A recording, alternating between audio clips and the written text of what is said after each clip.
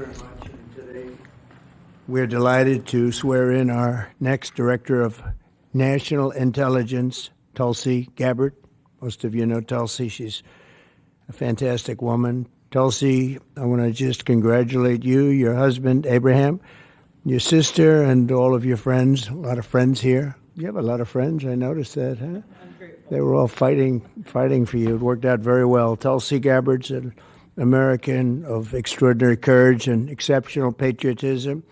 She's devoted her entire life to public service, and I've watched her for years on different shows and everything. I said, she's a woman of great common sense, and, you know, we like the common sense.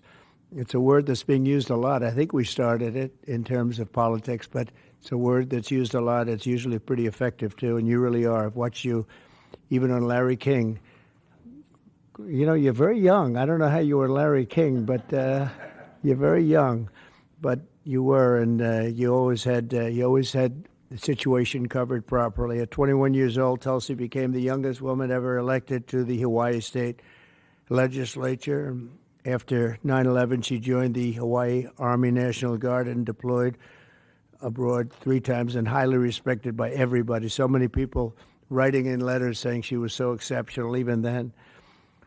She continues to serve as a lieutenant colonel in the U.S. Army Reserve, and Tulsi also served 4 terms in the United States House of Representatives, where she was a member of the House Armed Services Committee. She is a former vice chair of the National Democratic Party. Can you believe that? And here she is. That's very nice. We have a few of them. But she was never a Democrat. She was, at heart, she was a Republican. I watched her, and was a 2020 Democrat candidate for President of the United States. It's not easy, right? It's not so easy. People think it's easy. It's not easy. Throughout her service, Tulsi has always distinguished herself as a leader of the highest caliber. She's earned the respect and admiration and love of Americans on both sides of the aisle as her profound commitment to the values that keep us free, and she really does have those values as much as anybody. In recent years, Tulsi has been a courageous and often lonely voice speaking out against radical left's attacks on free speech and the dangers of an unelected deep state. And I have to say, she was very, very strong for me when I was going through all of the fake news and all of the problems that we had with some very sick people. She was always out there. Before I really knew her as well, she was out there defending me, so I appreciated that, Tulsi. But the threat of a warmongering military-industrial complex and the weaponization of government and governmental people that go out and persecute. They like to persecute people that are innocent. Tulsi herself became a target of that weaponization when she was outrageously placed on a suspected terrorist watch list by the Biden regime. It's a very evil regime after criticizing their appalling abuses of power. And I'm confident that as Director of the National Intelligence, Tulsi will work tirelessly to keep America safe. And she's been doing that her entire career. I think it's going to be a very natural day for you when you walk in. It's just have to keep the way you are. Just stay the way you are.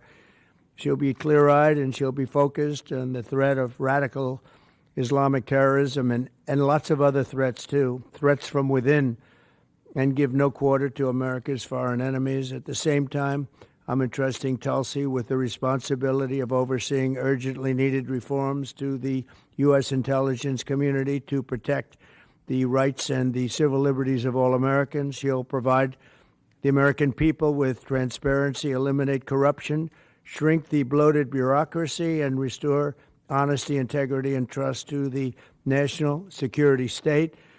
There's only one thing I can say, that there's nobody like her for this job. This was a very easy one for me. She was recommended by some of the top people in that world. It's a little world, you know. It's a little smart world. It sometimes can be an evil world when the wrong people are there, but we have the right one. She's had so many great recommendations. I would say Pam was right up there with her, Pam Bondi. She had a lot. I didn't need it. I know her a little bit better, and you're doing a fantastic job after about 3 or 4 days, right? You've had a lot of experience, but you've never seen anything like this, Pam. But you're going to do fantastic as the Attorney General, fantastic. So thank you and congratulations. We did this with Pam a few days ago, and this is again my honor. So congratulations to Tulsi, and I think Pam is going to administer the oath, and when she does that, I'll sign your new certificate. Good. Thank you. Thank you very much, everybody.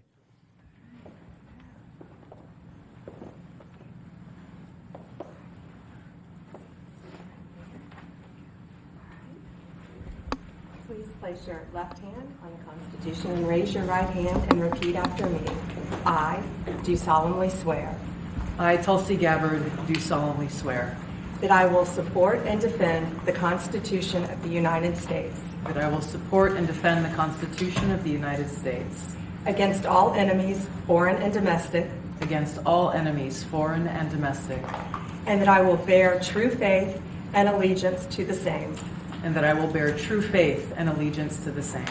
that I take this obligation freely I take this obligation freely, without any mental reservation without any mental reservation or purpose of evasion, or purpose of evasion, and that I will well and faithfully that I will well and faithfully discharge the duties of the office on which I am about to enter. discharge the duties of the office on which I am about to enter. So help me God. So help me God. Congratulations.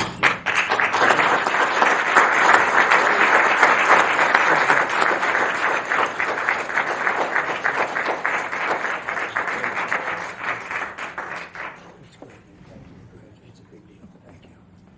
Okay.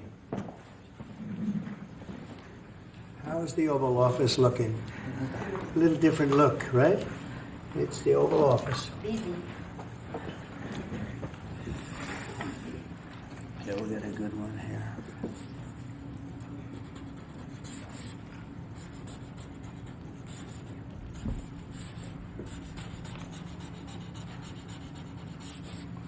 Okay, not bad. Ready? I'll stand up there. I think we'll do it right here. Come on over here, Abraham.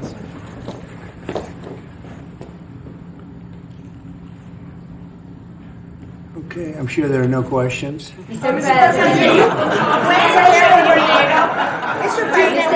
where will you be with You know what? I'd like Vladimir to Putin? have Tulsi say a few words first, then we could answer a couple of questions. Okay? Good.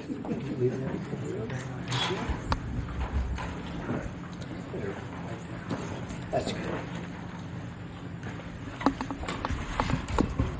Mr. President, first and foremost, I just want to say thank you from the bottom of my heart for the trust that you have placed in me to fulfill this critical position as Director of National Intelligence at any time, but specifically during this time.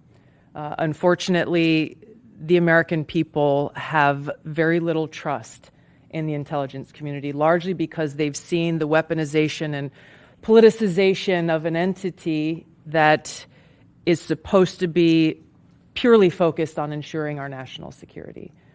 So I look forward to being able to help fulfill that mandate that the American people delivered to you very clearly in this election, to refocus our intelligence community by empowering the great patriots who have chosen to serve our country in this way and focus on ensuring the safety, security, and freedom of the American people. As you've said, Mr. President, this is what I've dedicated my life to, and it is truly humbling to be in this position, to serve in your administration, help to rebuild that trust, and ultimately to keep the American people safe. Last thing I'll mention, that in your National Prayer Breakfast speech, you made a statement about your legacy of wanting to be remembered as a peacemaker. I know that I can speak for many of my fellow service members who are here today, veterans, Medal of Honor recipients, how deeply that resonates with us. For those who volunteer to put their lives on the line when duty calls, but to have a President and Commander-in-Chief who recognizes the cost of that sacrifice and ensuring that war is the last resort, not the first. So thank you for your leadership on behalf of my friends here and all who wear the uniform.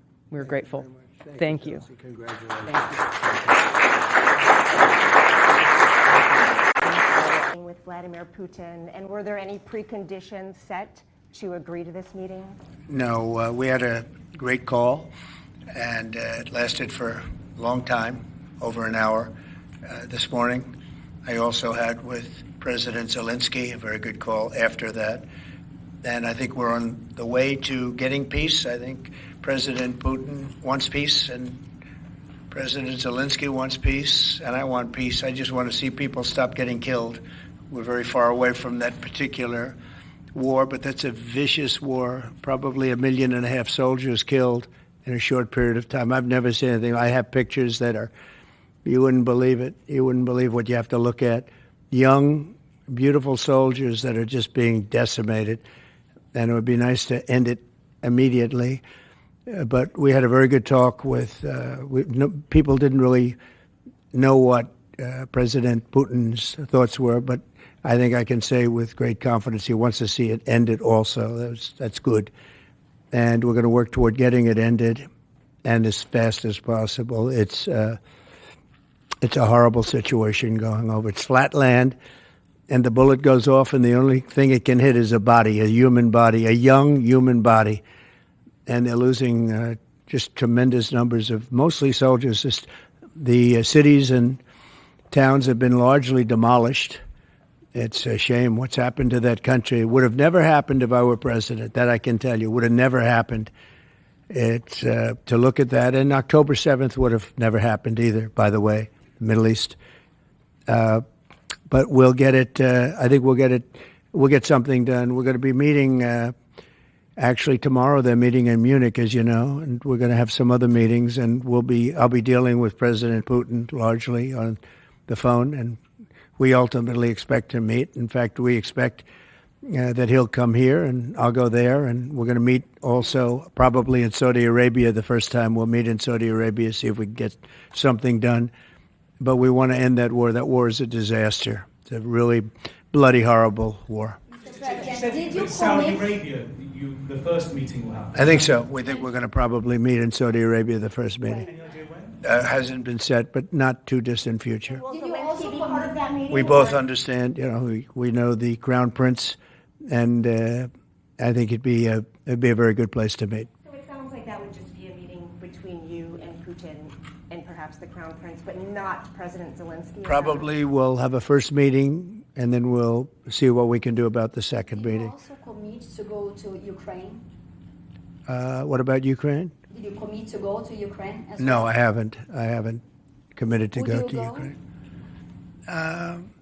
I would think about going. Yeah, I'd think about it. No President problem. Zelensky said today, Mr. President, that they received your vision. What is your plan to end this war? Like today, Secretary. Well, I'm not going to tell you my plan. I can just tell you we've made a lot of progress. This should have been done by Biden, not by me, because this has been going on for now a long time, years. And it should have been done by Biden. Just like the young gentleman that I brought home yesterday after 2 weeks. We worked on it for 2 weeks. He was a fine man, and he was in there for 3.5, almost 4 years. And they weren't able to do a thing, and I got him out. And as you know, I didn't pay $6 billion. I didn't pay anything. We did a trade, and we did a good job. We got him out in 2 weeks. He should have been out years ago. Really should have been out years ago. Oppose NATO membership for Ukraine? I don't think it's practical to have it, personally. I know that our new Secretary of Defense, who's excellent, Pete, made a statement today saying that he thinks it's unlikely or impractical. I think probably that's true. I think long before President Putin, they said there's no way they'd allow that. This has been going on for many, many years. They've been saying that for a long time, that Ukraine cannot go into NATO. And I'm okay with that. I just want the war, whether they are or they're not. But it certainly would seem to be that most people have said that is something that's not going to happen.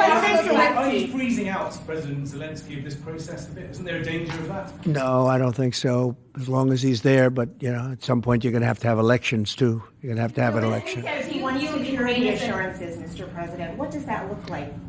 In terms of what? If the war were to end, he says he wants guarantees of security. We'll see what that means. I think when the war ends, one thing he was very strong about, if it ends, he wants it to end. And that's President Putin said that. He wants it to end. He doesn't want to end it and then go back to fighting 6 months later. We talked about the possibility, I mentioned it, of a ceasefire so we can stop the killing, and I think we'll probably end up at some point getting a ceasefire in the not-too-distant future. Do Do you expect Ukraine? Say it, what? Do you view Ukraine as an equal member of this peace process? It's an interesting question. I think they have to make peace. Their people are being killed, and I think they have to make peace. We will continue to provide. I said that was not a good war to go into, and I think they have to make peace. That's what I think. Why did you decide to provide support to Ukraine? Would you support Zelensky ceding territory or exchanging territory in any agreement to end the war? Well, he's going to have to do what he has to do, but, you know, his poll numbers aren't particularly great, to put it mildly. He's got a country where, you know, it's been savaged and attacked, and he's got an army that's been very, very brave, actually, despite the fact that, you know, we've given him, in my opinion, $350 billion. That's what the real number is. You don't hear that number. And Europe has given, in my opinion, $100 billion. And they've done it in the form of a loan. And I have a Secretary of Treasury right now who's actually quite brave. He's over in Ukraine on a train. And there's a lot of things happening around that train that aren't so good. And he's going there to get a document done where we're going to be assured that we're going to, in some form, get this money back, because we're putting up far more money than Europe, and Europe is in far more danger than we are. We have an ocean in between. Europe has nothing in between. You know what they have in between? They have Ukraine in between. So wait a minute. So, as you know, Europe is putting up money, and they're getting it in the form of a loan. And the United States under Biden didn't do loans. They just handed money every time somebody walked in from Ukraine. They just handed them money foolishly. This should have never happened. It should have never started. And once it did, other things should have happened. Other things should have taken place. So we're getting security on our money. We're going to have it secured by, they have rare earth, and they have oil and gas, and they have a lot of other things. And we're asking for security on our money. How long does Zelensky have? They've agreed to it. Ukraine? Ukraine has agreed to it. Does it mean you are not sending any more aid to Ukraine? No, we are, but we want it secured, and the money is going to be secured. When would the U.S. stop sending funding? When would the U.S. stop sending funding? Because if we didn't do that, then Putin would say he won. We're the thing that's holding it back. And frankly, we'll go as long as we have to go, because we're not going to let the other happen. But President Putin wants to have peace now, and that's good. And he didn't want to have peace with Biden. Was that conversation with Putin? And you tell me why that is, okay? Was that conversation with Putin to start these negotiations part of the deal to bring Fogel home? No, but it was a nice thing that he allowed Mark Fogel to leave. In fact, Mark wasn't feeling well, but he was, all of a sudden, about 2 weeks ago, he started being treated very nicely. He said they took him out for haircuts. They took him out. They helped him out a little bit and made him feel better, made him look better. And they were nice to him. And he said, I saw something happening. And it coincided with when I came into office. So that was nice. And he's a fine person. He was so happy to be out. He was there for 3.5 years plus. And he shouldn't have been there at all. They should have had him out much faster than that. What does make you believe that Zelensky will agree? Wait, go ahead, please. Sorry, sir, just to be clear, do you see any future in which Ukraine returns to its pre-2014 borders? Well, I think Pete said today that that's unlikely, right? It certainly would seem to be unlikely. They took a lot of land, and they fought for that land, and they lost a lot of soldiers. But it would just seem to me, and I'm not making an opinion on it, but I've read a lot on it, and a lot of people think that that's unlikely. Some of it will come back. I think some of it will come back, yeah. Some of that land will come back. These are both Russia's. Who are you with? Sorry, me. Yeah. AFP. You who? AFP, Agence France Presse. Okay. I just wanted to ask you, the things that the Secretary of Defense was talking about, the 2014 borders and the lack of NATO membership. Ultimately, these are both demands that Russia has made in the past. Is there not a danger of handing Russia a kind of win on this? Well, Well, I think that if you look at the war, the way the war is going, you'll have to make your own determination. I'm just here to try and get peace. I don't care so much about anything other than I want to stop having millions of people killed. Last night, Kiev got hit very, very hard. I want to see people stop getting killed. That war is ridiculous. It should have never happened, and it would have never happened. Yeah, a couple of more questions. Are you planning to sign an executive order of reciprocal tariffs, sir? Yes, I am. In fact, I may do it today, and if I do it today, I could almost do it right now. Would you like me to talk about it now? I don't want to take anything away from this young lady's day, because this is her day, and I may do it later on, or I may do it tomorrow morning, but we'll be signing reciprocal tariffs. The world has taken advantage of the United States for many years. They've charged us massive tariffs that we haven't charged them. And as you know, I just did something on steel and aluminum, 25%. That'll go up at some point, but 25%, which will level the playing field quite a bit. I did it previously 50%, and Obama was very weak, and Biden was even weaker on steel. The steel was just absolutely, it really started with Obama. The world really took advantage of us, and then that morphed into Biden. And what they did was he was so worried about trying to attack his political opponent that he didn't know what he was doing with respect to countries taking advantage. He should have looked at the countries, both friend and foe, taking advantage of us. So we're going to be doing reciprocal tariffs, which is whatever they charge, we charge, very simply. But we're going to be... Considering exemption, talk about widespread fraud and abuse. Oh, yeah, tremendous fraud. There's tremendous fraud. And it's hard to believe that you can have that kind of fraud. You're talking about are you talking about what? Wait. Which are you talking? You're talking about with regard to all of the investigations that are going on about this stupidity. What we're going to do is tomorrow I'm having a news conference. I'm going to read to you some of the names that hundreds of millions and even billions of dollars have been given to. And if you tell me that we should be giving money to those things, those entities, I think you'll probably have to leave as a reporter because you're not very talented. When you look at the kind of money, billions and billions of dollars being thrown away illegally, and there's no chance. I mean, I say it in front of our Attorney General, there's no chance that there's not kickbacks or something going on. When you give millions and millions of dollars to somebody that stands to look at something for 15 minutes and walks away with millions of dollars, that money's coming back in some form. And that's only one form of corruption. The biggest thing is what they do to our country. They're taking massive amounts of money and spending it on items. I went through a list of 200 expenditures that were made, and I found 3 that looked like they were reasonable. Okay, 3. And we'll be talking about that tomorrow. We have a lot of stuff. And I want to commend Elon because he's done he doesn't need this. He's abused by you people every day. He's found more things than anybody could find. I think he's got the credibility to do it. I know he does. And it's his group of people. They started off with 12. I call them 12 geniuses. They started off with 12, and they went to 20 and 25, and now they're up to almost 100. People are joining to help them because there's a massive fraud that's taken place.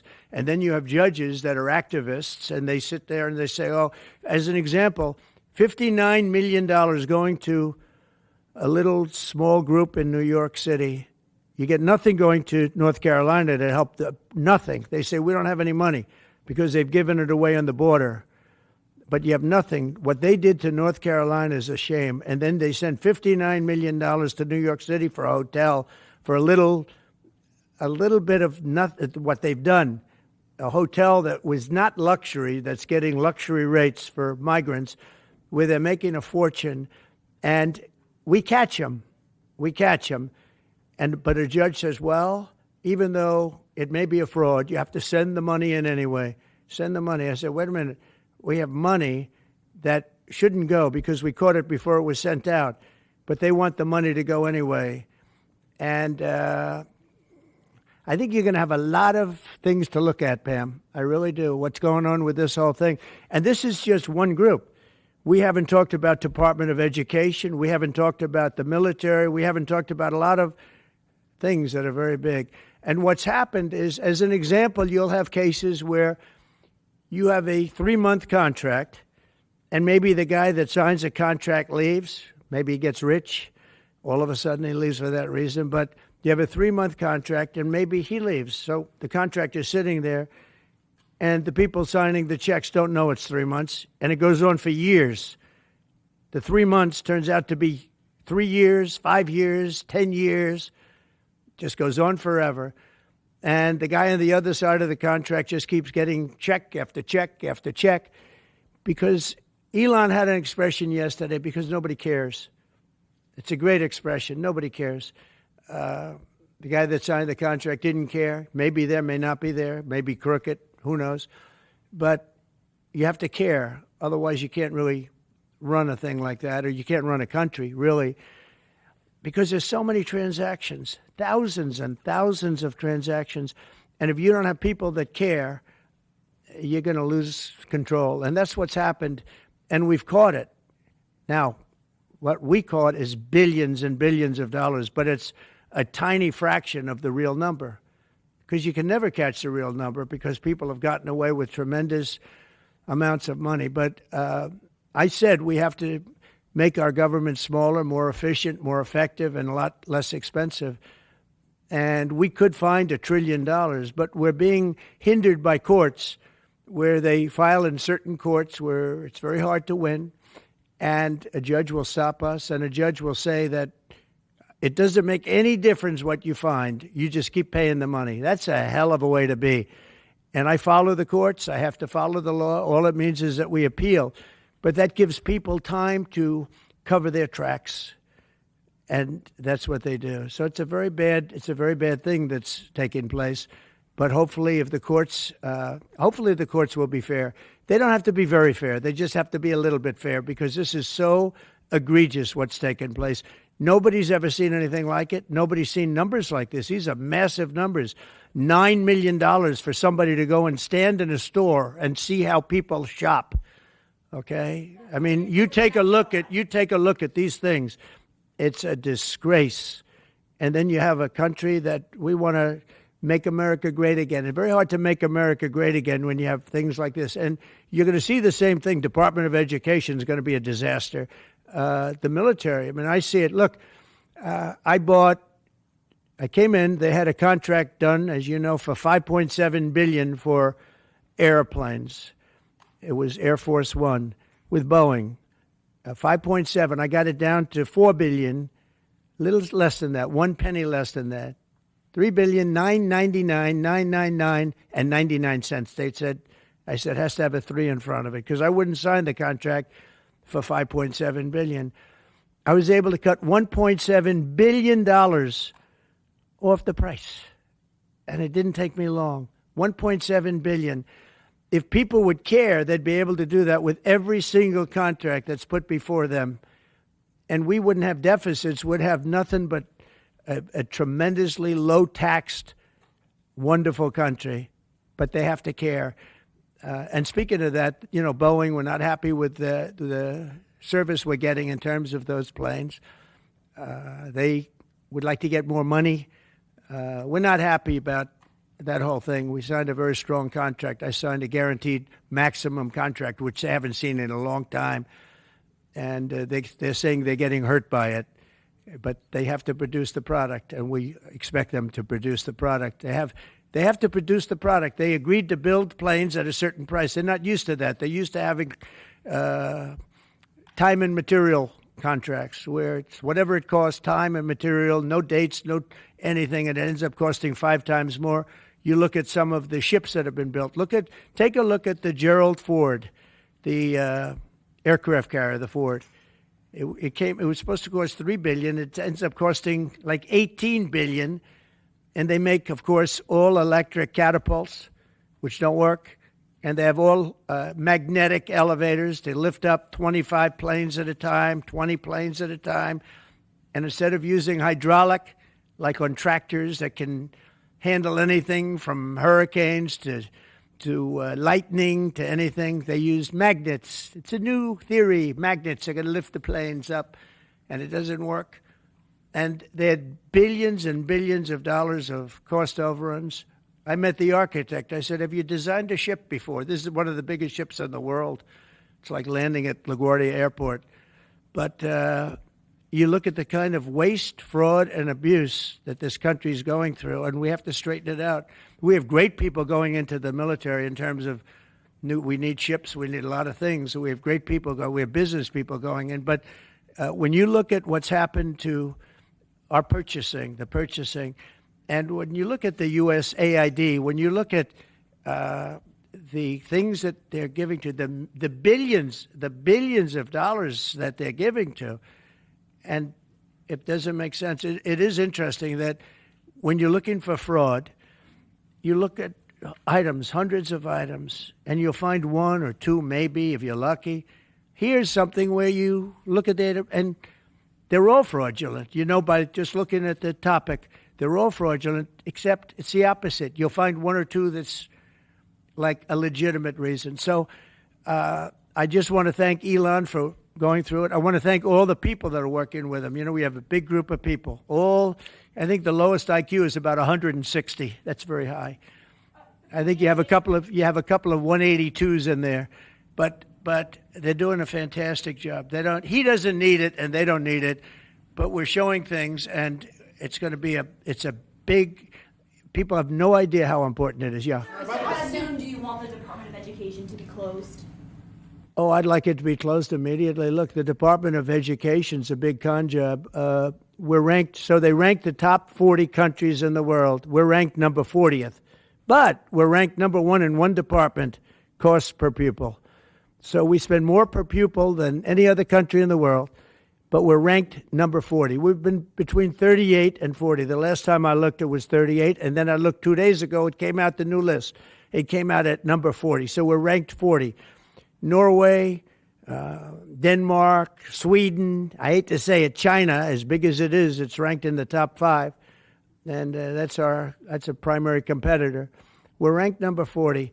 So if we're ranked number 40, that means something's really wrong, right? And I say send it back to Iowa, to Idaho, to Colorado. Send it back to places that, and there are a lot of Indiana.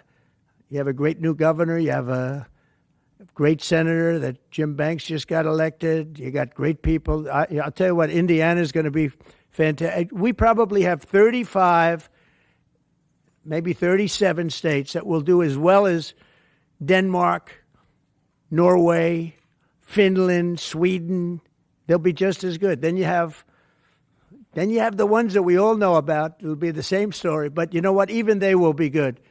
Because you look at New York, you give it to Westchester County, you give it to Long Island, you give it to Nassau County, you give it to Suffolk County. Same thing you go out to, and you give it to upstate New York. So you'd have 4 or 5 sections.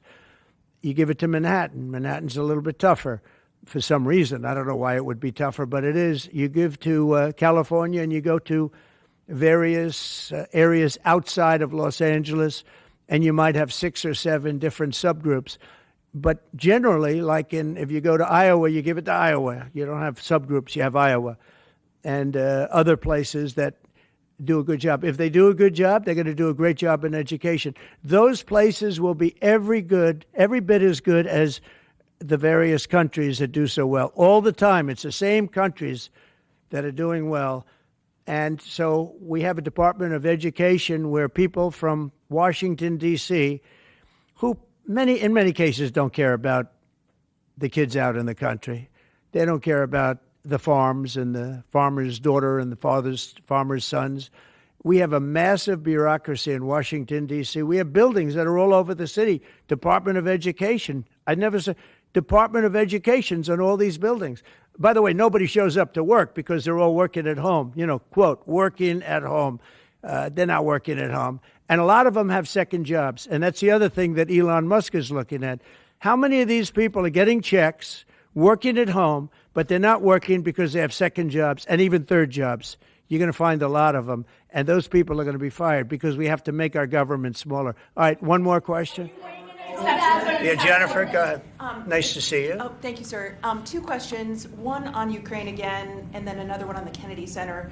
Do you think that as far as your negotiating tactics go, did Pete Hegseth take away some of your negotiating abilities with Putin by taking Ukraine's sovereign integrity off the table, by taking... No, I haven't done that. I'm backing Ukraine. I'm backing Ukraine. Don't say that.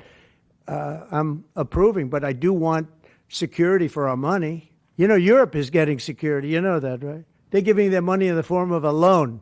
Nobody knows that.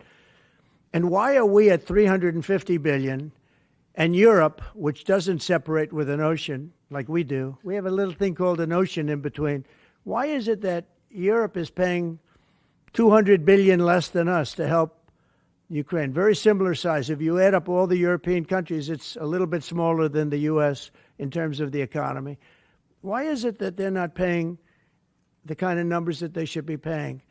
And then on top of it, and I've been saying this to Biden, I told Biden, I said, you ought to be asking for either a loan or some kind of a security, like their oil and gas or something for the money, because you're putting up much more money than Europe, and you have no security. Europe's putting up a much smaller amount, and it's in the form of a loan, because we have people that were incompetent in the last administration, grossly incompetent, and we're changing it.